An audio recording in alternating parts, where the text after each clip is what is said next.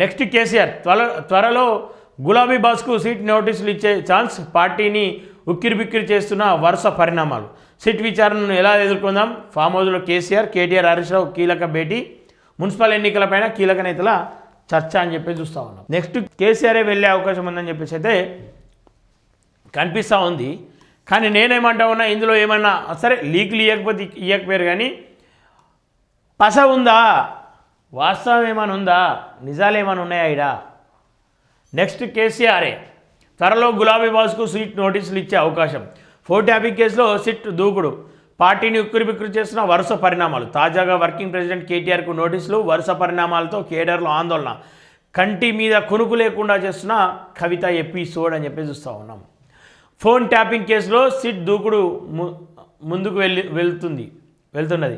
ఇందులో భాగంగా ఇప్పటికే మాజీ మంత్రి హరీష్ రావును విచారించిన సిట్ తాజాగా మాజీ మంత్రి బీఆర్ఎస్ వర్కింగ్ ప్రెసిడెంట్ కేటీఆర్కు సైతం నోటీసులు అందించింది. నేడు ఉదయం 11 గంటలకు విచారణకు హాజరు కావాలని సూచించింది. దీంతో రాష్ట్ర రాజకీయాలు ఒక్కసారిగా సంచలనానికి దారితీశాయి. ఫోన్ ట్యాపింగ్ కేసు తెలంగాణ రాజకీయాలను మరోసారి కుదిపేస్తున్నది.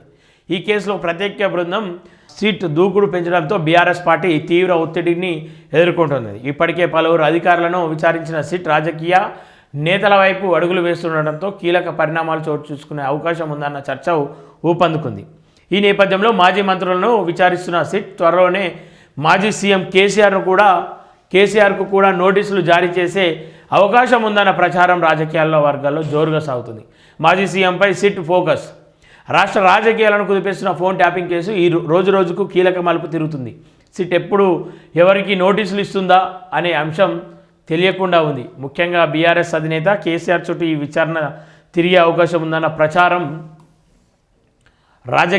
రాజకీయ సెగను పెంచుతున్నది.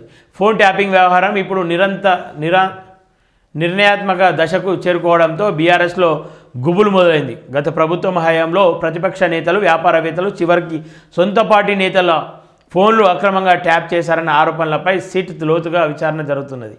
ఇప్పటికే పలువురు ఉన్నత స్థాయి పోలీసు అధికారులు జైల్లో ఉండగా రాజకీయ నాయకుల ప్రమేయంపై సిట్ దృష్టి సారించింది. అయితే ఈ కేసులో మాజీ సీఎం కేసీఆర్కు నోటీసులు అందబోతున్నాయనే ప్రచారం ఊపందుకుంది. ఫోన్ ట్యాపింగ్ వంటి అత్యంత సున్నితమైన వ్యవహారం అప్పటి సీఎంకు తెలియకుండా జరిగే అవకాశం లేదని ప్రస్తుత ప్రభుత్వం భావిస్తున్నది. ఇప్పటికే అరెస్ట్ అయిన పోలీసు అధికారులు ఇచ్చిన వాంగ్మూలంలోనూ పైస్థాయి ఆదేశాల మేరకే అన్ని విచారణ ప్రస్తావించినట్లు తెలిసింది. ఆ పైస్థాయి ఎవరనేది నిరూపించే పనిలో సిట్ ఉంది. ఇప్పటికే కాళేశ్వరం ప్రాజెక్టు వైఫల్యాలపై జస్టిస్ చంద్రఘోష్ కమిషన్ ముందు కేసీఆర్ హాజరయ్యారు. ఇప్పుడు ఫోన్ ట్యాపింగ్ కేసులోనూ ఆయనను విచారణకు పిలిచే అవకాశాలు లేకపోయాయని తెలుస్తుంది. సిట్ విచారణను ఎలా ఎదుర్కొంటాం, కేసీఆర్ ఫామ్ హౌస్లో కేటీఆర్, హరీష్ రావు కీలక భేటీ. మాజీ సీఎం కేసీఆర్ ఫామ్ హౌస్లో బీఆర్ఎస్ అగ్రనేతల కీలక సమావేశం నిర్వహించడం రాజకీయ ప్రాధాన్యం సంతరించుకుంది. ఫోన్ ట్యాపింగ్ వివాదం నేపథ్యంలో మాజీ మంత్రి Harish Rao, BRS working president KTR గురువారం సిద్దిపేట జిల్లా మర్కూరు మండలం ఎర్రవల్లిలోని కేసీఆర్ ఫామ్ హౌస్లో భేటీ అయ్యారు. ఫోన్ ట్యాపింగ్ కేసులో ఇప్పటికే హరీష్ రావును సిట్ విచారించగా శుక్రవారం కేటీఆర్ కూడా సిట్ ఎదుట హాజరు కావాలని నోటీసులు అందుకున్నారు. ఈ నేపథ్యంలో విచారణను ఎలా ఎదుర్కోవాలి, పార్టీపై వచ్చే విమర్శలను ఎలా తిప్పికొట్టాలనే అంశంపై నేతలు లోతైన చర్చలు జరిపినట్లు సమాచారం. సిట్ విచారణ నేపథ్యంలో పార్టీ వ్యూహం, మీడియా వ్యవహారం, ప్రజల్లోకి వెళ్లాల్సిన సందేశాలపై స్పష్టతకు వచ్చినట్లు తెలుస్తోంది. ఇదే సమయంలో రానున్న మున్సిపల్ ఎన్నికలను దృష్టిలో పెట్టుకొని పార్టీ బలోపేతం, కేడీఆర్ను ఉత్సాహపరచడం, ప్రభుత్వ వైఫల్యాలను ఎత్తిచూపే రాజకీయ కారణాలపైన నేతలు చర్చించినట్లు సమాచారం. కారు పార్టీలో కంగారు, ఫోన్ ట్యాపింగ్ కేసులో భాగంగా కేటీఆర్కు సిట్ నోటీసులు అందడం బీఆర్ఎస్ పార్టీలో కలకలం రేపింది. అగ్రనేతల స్థాయిలో విచారణను మొదలవుతున్నాయన్న సంకేతాలతో పార్టీ శ్రేణుల్లో ఆందోళన స్పష్టంగా కనిపిస్తుంది. ఇప్పటి వరకు అధికార యంత్రాంగానికే పరిమితమైన వ్యవహారం రాజకీయ నేతల దాకా చేరడంతో పార్టీలో అంతర్గతంగా టెన్షన్ వాతావరణం నెలకొంది. మరోవైపు ఒకదాని తర్వాత ఒకటి చోటు చేసుకుంటున్న పరిణామాలు బీఆర్ఎస్ను ఉక్కిరిబిక్కిరి చేస్తున్నాయి. ఎప్పుడు ఎవరికి నోటీసులు వస్తాయో, విచారణ ఏ దిశగా సాగుతుందన్న అనిశ్చితి పార్టీ నేతల కేడర్లో కంగారును పెంచుతున్నది. ముఖ్యంగా ఫోన్ ట్యాపింగ్ వంటి సున్నితమైన అంశం కావడంతో ఈ కేసు రాజకీయంగా మరింత ప్రభావం చూపుతుందన్న అంచనా వ్యక్తమవుతూ ఉందని చెప్తా ఉన్నారు. నేనేమంటా, నిజంగానే ఫోన్ ట్యాపింగ్ అనేది ఒక వ్యక్తి సొంత నిర్ణయాన్ని సొంత ఆలోచనను ఆయన వ్యక్తిత్వాన్ని స్వేచ్ఛను హరించవేయడమే. సో మీరు ఎట్లా అని చెప్పేసి ఫోన్ ట్యాపింగ్ చేస్తారు? ఏ అధికారి అయినా సరే ఇవాళ అధికారుల మీద ఏదో నెట్టే ప్రయత్నం చేస్తూ ఉన్నారు, కానీ నేనేమంటా ఉన్నా అధికారుల పైన నెట్టకండి. ఇలా ఎవరి రాజ్యం ఉంటే వాళ్ళ చేతులలో కీలుబొమ్మలుగా మారిపోతూ ఉన్నారు అధికారులు. సరే వాళ్ళు ఎదిరించే దమ్ముందా? లేదు. ఎదిరిస్తే ఏమవుతుంది? ట్రాన్స్ఫర్ అవుతుంది, లేదంటే ఇంకో దగ్గరికి పోతారు, ఏదో కేసులో ఇరికిస్తారు, ఆ వ్యక్తిని ఆగం చేస్తారు. కానీ అందరు అధికారులు అట్లుంటే, అందరు అధికారులు వాళ్ళకి ఏదో లొంగితే రాష్ట్రం ఏం కావాలి, రాష్ట్ర ప్రజలేం కావాలి, ఈ దేశం ఏం కావాలి? కీలక అంశాలకు మాత్రమే వాడేటువంటి ఫోన్ ట్యాపింగ్ ఈరోజు భార్యాభర్తలు ఏం మాట్లాడుకుంటా ఉన్నారు, నా అల్లుడు ఏం మాట్లాడుతూ ఉన్నాడు, నా బిడ్డ ఏం మాట్లాడుతూ ఉంది, ఇట్లాంటి అంశాలకి ఇలా ఫోన్ ట్యాపింగ్ అంశాన్ని, ఫోన్ ట్యాపింగ్ను ఉపయోగించి మీరు చేసినటువంటి అక్రమాలు ఖచ్చితంగా బయటపడాలి. ఇక నిప్పు లేనిదే పొగరాదు అని చెప్పేసి అంటారు, కానీ ఎంతో కొంత వాస్తవం లేనిది ఈ ఫోన్ ట్యాపింగ్ అంశం ఇంత బలంగా ముదిరే అవకాశం లేదు.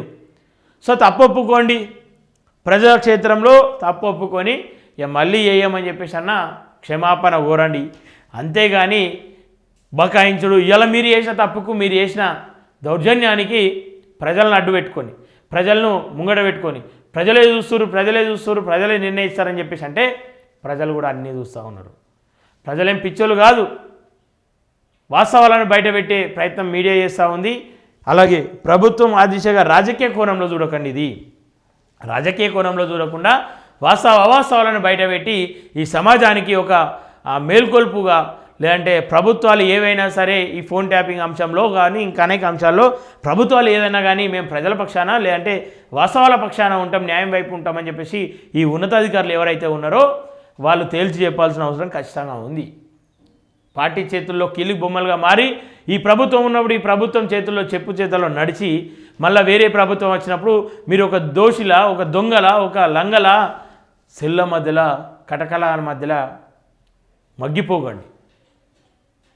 మీరు ఒక మంచి స్థాయిలో ఉండి ఒక ఎంతో కష్టపడి చదివి ఆ స్థాయికి వచ్చి ఈరోజు మళ్ళీ జైలు పాలవుతూ ఉన్నారు, మీ బతుకులంతా ఆగమవుతూ ఉన్నాయి, గౌరవం కోల్పోతూ ఉన్నారు. కాబట్టి ఆ దిశగా వెళ్ళొద్దని చెప్పేసి మనస్ఫూర్తిగా కోరుకుంటున్నా. ఒక అధికారి భయపడకుండా ఆ అధికారి చేత ఇంకో 10 మంది అధికారులు చేరితే ఏం చేస్తుంది? ప్రభుత్వాలు ఏం చేస్తాయి? ప్రజలు ఏం చేస్తారు? నిజంగానే ప్రజలు కూడా మీరు న్యాయం చేస్తే, మంచి చేస్తే ప్రజలు మీ పక్షాన ఉంటారు కదా. సో ఆ దిశగా ఆలోచించాలి. కానీ దీన్ని ఏదో రాజకీయంగా వాడుకొని మేము అది చేస్తాం, ఇది చేస్తాం, ఆ లొల్లి చేస్తాం, గాబార చేస్తాం, ఆగం చేస్తాం, అడవి పాలు చేస్తామని చెప్పేసి అంటే ఇది మీ రాజకీయ కుట్రలను, మీ రాజకీయ అవసరాలను ప్రజలు అన్నీ గమనిస్తారు. ఆ ప్రయత్నాలు ఏం చేయకూడదు జరా.